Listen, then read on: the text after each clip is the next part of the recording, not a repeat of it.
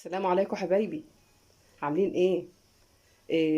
ان شاء الله النهارده هنعمل العيش الجميل اللي شايفينه قدامنا دهوت بنص كيلو دقيق وحبه خميره وحبه الميه.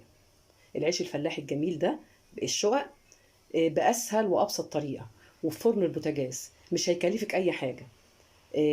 ان شاء رب العالمين. نخش على الفيديو ونشوف عملنا العيش الجميل الفلاحي الاصيل اللي طعمه روعه، اللي بيتاكل مع الملوخيه الخضراء، اللي بيتاكل مع بسندوتش جبنه لاولادنا. هنخش نشوف الطريقه ونبدا ونقول بسم الله ونصلي على رسول الله ونشوف عملنا ايه العيش الجميل ده ازاي. هنبدا باذن الله. نقول بسم الله ونصلي على رسول الله ونبدا نشوف ايه اللي هنعمله. اول حاجه جبت الطبق ومعايا الخميره اللي هستعملها ومعايا الدقيق اهوت. هحط الدقيق في الطبق وبعد كده هحط الخميره مع معلقتين سكر وابدا اوريكم هنبدا ازاي. هنبدا كده يا حبايبي، نحط كيس الخميره اهو في نص او ربع كوبايه ميه دافيه عشان الجو بقى شتا، وهنقلبهم ومعاهم معلقه سكر. هحط معلقه السكر اهوت وهنبدا نقلبهم كويس ونغطي عليهم. هنقلبهم كويس اهوت.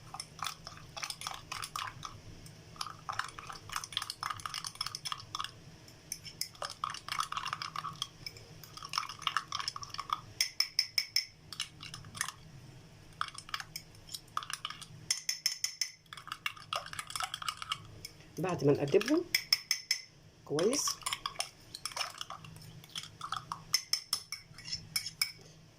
هنغطي عليهم، نغطي عليهم كويس ونسيبهم. هنحط معلقه سكر صغيره، معلقه ملح صغيره اهي على الدقيق. دول نص كيلو او كيلو الا ربع دقيقه انا عاملاهم.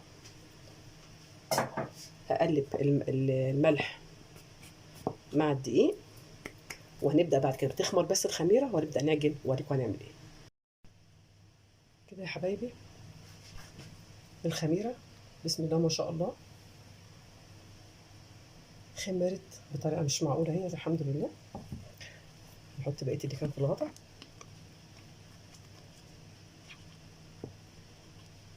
وابدا احط بقى نعجنها. نحط عليها الميه الدافيه ونبدا بقى نشتغل في العجن. نقلب الخميره مع الدقيق واحنا ما حطيناش بس الا معلقه ملح صغيره. نبدا نعجن، نحط ميه تدريجيا عشان احنا مش عارفين الدقيق اخباره. احط اعجن بميه دافيه عشان الجو دلوقتي بقى بارد شويه. في الشتاء بنعجن بميه دافيه، اما في الصيف العجين بيبقى بميه عادي من الحنفيه. هبدا الم العجينه كده، هتحتاج حبه ميه تانيين. هجيب حبه ميه واكمل عجن العجينه واوريها لكم. لسه هتحتاج حبه ميه حبايبي برضه اهو. كل الميه اللي بحطها بحط ميه دافيه اهو عشان لسه في دقيق من تحت.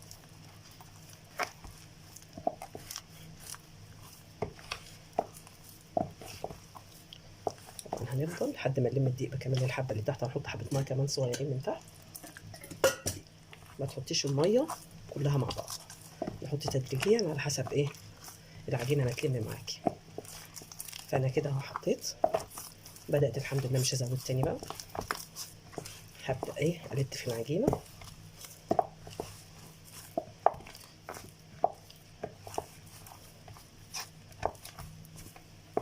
دي بقى عشان عجينه مخبوزات هنعملها عيش، فلازم تلم فيها لحد ما تبقى تلم معاكي. هبدا اعملها بقى الت فيها شويه واوريها لكم. كده يا حبايبي خلاص عجننا العجينه اهيت. هنغطيها كده، العجينه خلاص اهي. هبدا بقى اغطيها بستريتش واسيبها كده قيمه ربع ساعه تخمر بس، وبعد كده نوريكم اللي هنعمله بعد كده. بس غطيناها كده بستريتش اهيت ونسيبها ربع ساعه كده تخمر، وبعد كده نشوف هنعمل الخطوه اللي بعدها. كده يا حبايبي العجينه اهي بفضل الله خمرت. نشيل بقى الايه الاسترتش. هبل بقى ايدي ايه، هبل ايدي ايه، وابدا ايه اخد على حسب الايه الرغيف اللي انت عايزه تعمل ايه. هبل ايدي اهو، اهو انا عايزه اعمله رغيف متوسط. ماشي يا حبايبي اهو. هبل ايدي وهبل الايه الصينيه دي، هدهنها افرشها كلها بالرمل عشان احنا عايزين رغيف ايه من تحت الايه يكون صحي. اهو حطيت الرده وهبدا بقى ايه اهو لميت اهو خلاص كده، وابدا ايه ارص. هعمل كل الكميه كده واوريها لكم كده يا حبايبي. خلاص قرصناهم اهمت، هنبدا بقى نغطيهم ونبدا ايه نولع الفرن ايه ونبدا بس 5 دقايق كمان، وابدا بقى ايه نفردهم وندخلهم الفرن. خلاص كده يا حبايبي مغطيه العيش عشان ما ينشفش، وهبدا بقى ايه ابطط العيش اهوت، احط على وشه حبه دقيق.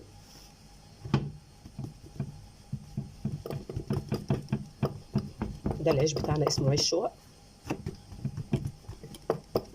هبدا بقى اعملها بالايه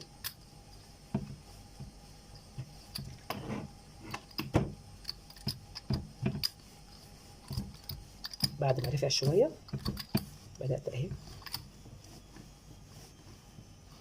ده ايه هخبزه في فرن البوتاجاز، ما عندناش اللي هو الفرن التاني اللي هو الفرن العادي بتاعنا اللي هو البلدي. هعمل في فرن البوتاجاز، ولازم العيش ده يكون رقيق، مش زي العيش اللي هو الفرن اللي هو العيش البلدي بتاعنا، لا ده عيش اللي هو الفلاحي بتاعنا اهو. المفروض له مكنه كمان ايه بيتعمل بيها اهو. نبدا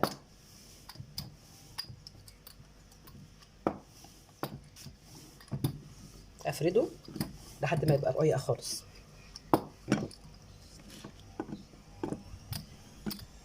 طبعا لما بيكون في الفرن البلدي بتاعنا بيبقى طبعا افضل، عشان ايه بيبقى مولع بقى من تحت ومن فوق، لكن احنا لازم نظبط ايه فرن البوتاجاز عشان نقدر ايه نخبز العيش ده.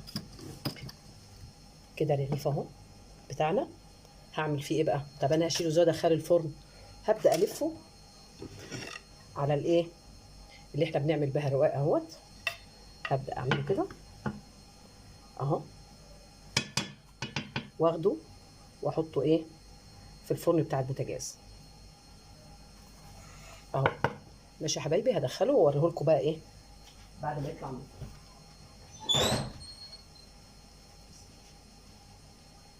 اول رغيف هنعمل بقى الرغيف التاني نفس الشكل. احط حبه الرده واجيب الرغيف التاني اهوت، نبدا برضو نفس الشكل نعمل فيه اهو نبطط ونحط على وشه حبه الدقيق وابطط اهوت، واعمل بالايه افرده بالايه بالمردانه دي اهي. اجيبه تاني لحد ما ايه يتفرد خالص، يبقى رقيق،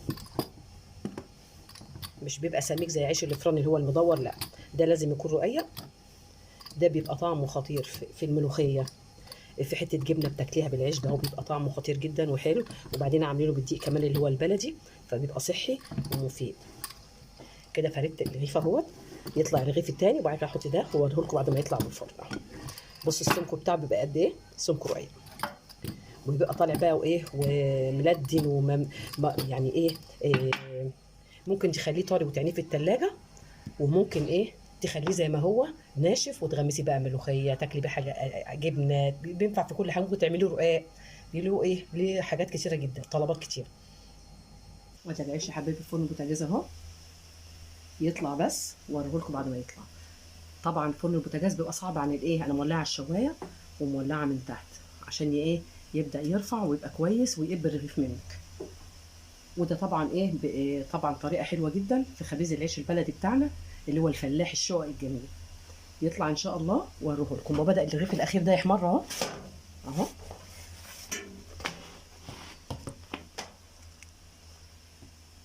بصوا حبايبي العيش، بص محمر وجميل. ادي في الشقه اهي، هوريه لكم بعد ما يتخبز. الرغيف اللي بعده يا حبايبي برضه نفس الشيء.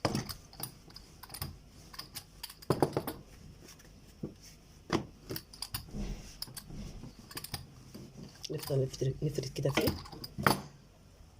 نرش على وشه حبه دقيق صغيرين.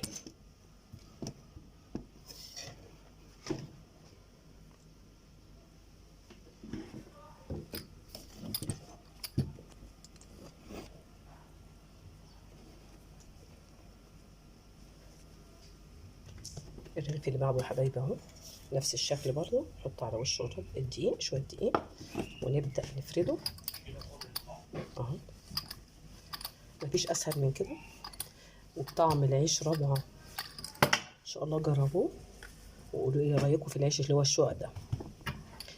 ده اللي بياكلوه بقى بايه، بتوع بحري، اسمه رغيف الشقق.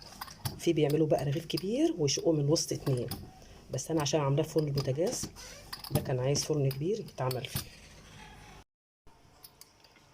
وده حبايبي اخر رغيف خلاص عملناه وفردناه. ودي ايه العيش، انتوا عارفين في ظل الغلا اللي احنا فيه ده اسهل حاجه ممكن تجيبيها. هوريكم نص كيلو دقيق معايا عمل كام رغيف. وطبعا مش بص الرغيف طويل عامل ازاي، بسم الله ما شاء الله زي الفل. حبه دقيق وحبه ميه وكيس خميره، تعملي عيش نظيف، لقمه جميله تاكليها انت وولادك وزي الفل. انا عاملاه بالدقيق الاسمر عشان كده تلاقيه مغمق شويه. انا قلت ايه يبقى إيه في اللي هو الدقيق البلدي الحلو على اساس يبقى مغذي. ولو عملته هعمل لكم مره بالدقيق الابيض برده هتشوفوه، وطعمه خطير. بسم الله ما شاء الله في الملوخيه بقى والحاجات الجميله، واكل بقى شويه باميه كده معاكي بحته ليمونه مخلله. العيش ده بيبقى طعمه خطير جدا، جربوه. وما تنساش كنتوا وصلتوا معانا بالفيديو لحد هنا، ما تنسوناش من لايك والشير، ما تنسوش تدعمونا عشان يوصل لكم كل جديد. وجزاكم الله خير. وده العيش يا حبايبي اهو اللي احنا عملناه كده ايه اهو، بالنص كيلو دقيق اللي انا قلت لكم عليه. عملنا بسم الله ما شاء الله عليه اهي.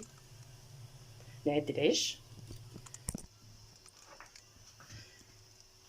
العيش روعه، محمر من فوق ومحمر من تحت اهوت عشان عايزاه ايه اهو. بص يا حبايبي، بص شكله، بص جماله. وفي فرن البوتاجاز طريقه جميله. انت عايزاه تخليه طري، احنا كنا بنخبز بال10 وبال20 كيلو، ما كناش بنجيب عيش من بره من الفرن. وبحطه بص محمر من تحت ازاي وجميل من فوق، كان قابب كمان ايه، بس انا وطيته. فانت عايزه تخليه طري هتطريه تخليه بص بالمنظر ده. لو انت هتعمليه طري انا بطلعه ازاي، انا بحمر بس من تحت واسيبه من فوق كده عشان اعمل بيه سندوتشات. لو انت عايزاه طري مش عايزاه يكون ايه ناشف، عايزاه تنشفيه عشان تاكلي بيه ملوخيه، تاكلي بيه حاجات حلوه كده اللي انت بتحبيها، باميه ملوخيه اي شويه خضار. فبت ايه بتحمري شويه الوش بتاعه. بص العيش الرغيف عامل ازاي، شوف بنص كيلو دقيق، نص كيلو ب7 جنيه ب 8 جنيه. عملنا قد ايه كميه بسم الله ما شاء الله حلوه اهيت. فان شاء الله يا رب يعجبكم العيش. العيش اهو كميه حلوه زي الفل. شوفوا انت بتجيبي الرغيف بكام الحلو الجميل ده. فطبعا هيبقى اوفر لك في البيت في ظل ايه الظروف الاقتصاديه اللي احنا بنمر بيها. فان شاء الله تجيبي دقيق وتجيبي ايه هي كلها حبه ميه وخميره وشويه الدقيق هتعمليه، وطعم بقى طعم روعه. العيش الفلاحي الجميل الاصيل بتاع زمان احنا كنا بناكله. ان شاء الله جربوا الطريقه بتاعتي، وما تنسوش تدعمونا، وما تنسوناش من لايك والشير، واللي ما اشتركش في قناتنا يشترك فيها، وطبعا عشان يوصلوا كل جديد. وجزاكم الله خير. وللناس اللي متابعه معانا على طول حبايبي اللي بيعلقوا لنا على طول اول ما بينزل على طول الفيديو، ربنا يكرمكم ويجازيكم كل خير. ويا رب كده يدوم طبعا الحب والموده والاخوه بيننا ان شاء رب العالمين. وما تنسوناش يا حبايبي تاني مره من لايك والشير. وجزاكم الله خير. وما تنسوناش من الدعاء. وعشان ايه بقى ان شاء الله ربنا يكرمنا ويكرمكم جميعا. في بقى برضه اقول كلمه اخيره لحبايبي كلكم، حبايبي الحمد لله، وكلكم اخواتي في الدين واخواتنا في كل حاجه. كنت عايزه اقول لكم ان في ناس حلوه بتخش، يعني انا بخش اعلق لحد بعمل له تعليق واعمل مشاهده وبتابع معاه وبعمل له اشتراك باخلاص. في ناس بتخش لنا تعمل اشتراك وسبحان الله اللي بتخرج انا مش عارفه. يعني إيه انت مش عايز تخشي خلاص مش مشكله، لكن ما تحكيش علينا وتخشي تعملي اشتراك في القناه وبعد كده تخرجي بعد ما تعملي اشتراك بيوم ولا حاجه. طب ليه كده؟ انا مش هضرك في حاجه لو انا عملت لك اشتراك او عملت لك لايك. يعني ابص الاقي اللايكات عندي بتوصل ل 100 و200، وابص مش اللي هو التعليقات بتوصل ل 100 و200، وابص الايه اللايكات اللي هي اساسا اللي هي بترفع الفيديو، ابص الاقيها 20 30 40. يعني لو زادت قوي يبقى 100 حلوه قوي. يعني التعليقات كتيره جدا. طب ليه ما بتعملش لايك؟ يعني انا قصدي هتخسر ايه لما تعملي لايك في القناه؟ مش هتخسر اي حاجه. انت ربنا يكرمك وهيكرمنا جميعا. لا انا باخد من رزقك ولا انت بتاخد من رزقي، دي حاجه بتاعت ربنا. انت بتعمل اللي عليك، وطبعا الرزق ده كله والحاجات دي بتاعت ربنا سبحانه وتعالى. انت بتنشر علم وبتفيد الناس بخبرتك، ان كان عندك خبره في الاكلات، ان كان خبره في الخبيز اللي هي المخبوزات. فانت ما تستخسرش انك برضو دعم ناس غيرك. انا بدعمك وانت بتدعمني، وكلنا في الاخر ان شاء الله ده الرزق بتاع ربنا سبحانه وتعالى. انا مش هنقص من رزقك حاجه، ولا انت هتنقص برزقي حاجه. فانا بعملها، وان شاء الله انت لما بتعمل كده وتكون مخلص في العمل بتاعك ربنا بيرفعك. فانا مش عارفه، انا بخش عملت لي او ما عملتيش، انا بخش اشتراك وبشترك للناس. فربنا يجازيكم كل خير، وربنا يهدينا جميعا، وربنا يتقبل منا يا رب ان شاء الله، وجزاكم الله خير. وما تنسناش من الدعاء. والسلام عليكم ورحمه الله.